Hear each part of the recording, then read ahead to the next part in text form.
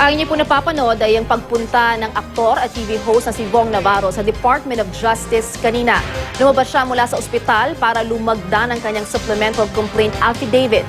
Kaugnay ito ng pambubugbog sa kanya ng grupo ni Cedric Lee at Denise Cornejo. Pagdating sa DOJ, sinalubong siya ng media at ng kanyang mga taga-suporta. May kasama siyang escorts na pulis at kawani ng NBI. Sa paunang impormasyon, may binago raw si Navarro sa kanyang salaysay kaugnay na nangyaring pambubugbog sa kanya noong January 22. Inilakip ng aktor sa kanyang supplemental affidavit ang still grab ng kuha ng CCTV sa Forbeswood Heights. Isa-isang tinukoy ng aktor kung sino ang nangbugbog sa kanya. Inilahad din ng aktor ang mga text message umano sa kanya ni Cedric Lee bago nangyari ang pananakit. Hindi naman tinukoy ng aktor kung saan sila pupunta matapos sa DOJ. Wala pang komento ang kampo ni Lee at Cornejo pero nauna nilang iginiit na ginahasa umano ni Navarro ang modelo.